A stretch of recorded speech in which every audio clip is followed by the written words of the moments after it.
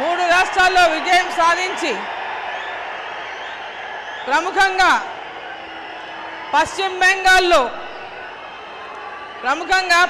బెంగాల్లో భారతీయ జనతా పార్టీ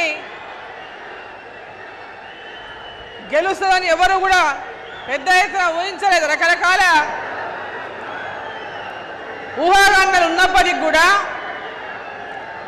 పశ్చిమ బెంగాల్లో భారతీయ జనతా పార్టీ నరేంద్ర మోదీ గారి నాయకత్వంలో వారి మీద విశ్వాసంతో విజయడంకా మోగించి భారతీయ జనతా పార్టీ ప్రభుత్వాన్ని పశ్చిమ బెంగాల్లో ఏర్పాటు చేయించి ఈరోజు తెలంగాణ గడ్డ మీద అడుగు పెడుతున్నటువంటి మన ప్రధానమంత్రి గారికి తెలంగాణ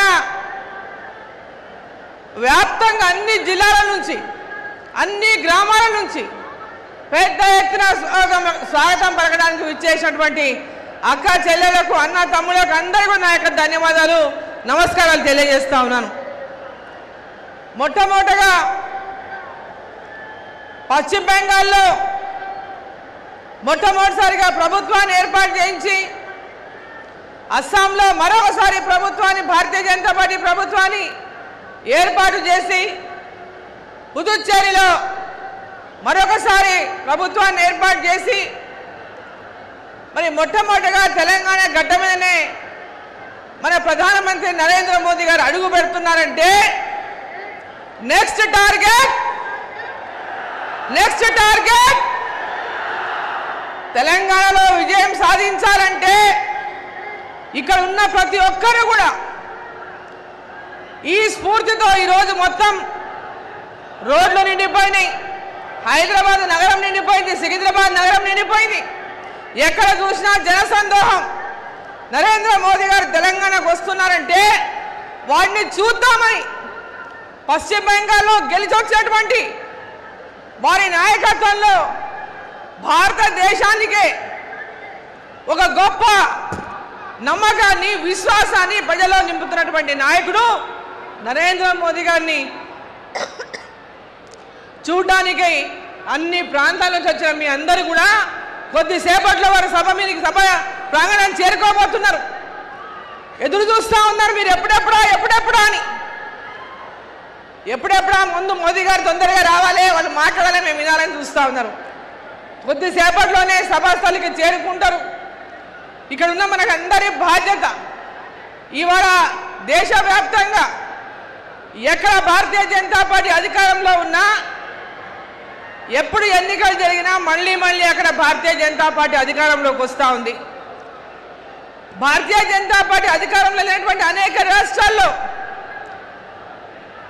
ఈరోజు భారతీయ జనతా పార్టీని గెలిపిస్తూ పశ్చిమ బెంగాల్ లాంటి యొక్క రాష్ట్రంలో కూడా భారతీయ జనతా పార్టీని గెలిపించిండ్రు అంటే ప్రజలందరూ కూడా ఈ దేశం యొక్క భవిష్యత్తును నరేంద్ర మోదీ గారే సరిదిద్దగలిగినటువంటి విశ్వాసంతో ఉందనేది స్పష్టమైంది. ఈ దేశానికి మోదీ గారి నాయకత్వం అవసరం. ఈ దేశాన్ని వికసిత్ భారత్ చేయడం అవసరం. వికసిత్ భారత్ లక్ష్యంతో ఈరోజు భారతదేశం అంతా కూడా ఒక అభివృద్ధి ప్రతి గ్రామాల నుంచి అభివృద్ధి పరచాలని, ప్రతి రాష్ట్రం అభివృద్ధి చెందాలని ఈరోజు కూడా మన రాష్ట్రంలో అనేక అభివృద్ధి కార్యక్రమాలకు దాదాపు 10,000 కోట్ల రూపాయల పనులకు ఇవాళ శంకుస్థాపనలు చేసిండు, ప్రారంభోత్సవాలు చేసిండు. అదేవిధంగా భవిష్యత్తులో తెలంగాణ ప్రజల యొక్క కళ సాకారం కావాలి. మనం ప్రత్యేక తెలంగాణ కోరుకున్నాం. నీళ్లు నిధులు నియామకం సెంటిమెంట్తో ప్రత్యేక తెలంగాణ కోరుకున్నప్పటికీ కూడా నేటికి కూడా తెలంగాణ ప్రజల కళలు నిజం కాలేదు. గతంలో బీఆర్ఎస్ పార్టీ కానీ ఈనాడు కాంగ్రెస్ పార్టీ కానీ ప్రజలను వాళ్ళ హామీలతో మోసం చేసినే తప్ప తెలంగాణ ప్రజల కళలు నిజం చేయలేదు.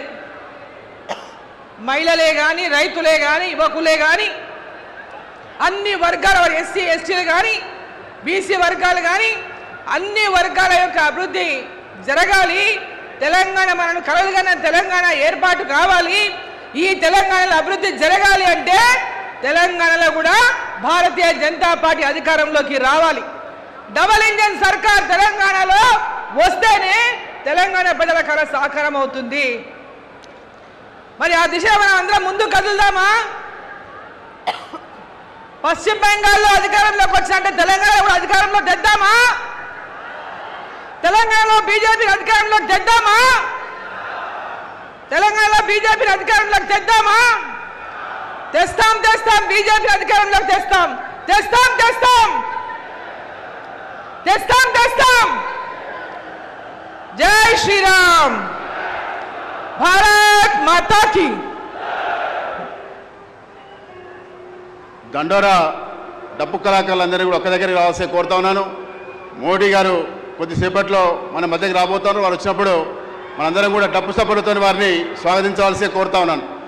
పెద్దలు ఇప్పుడు పార్లమెంట్ సభ్యులు, జాతీయ కార్యవర్గ సభ్యులు ఈటెల రాజేందర్ గారిని మాట్లాడాల్సి కోరుతా ఉన్నాను.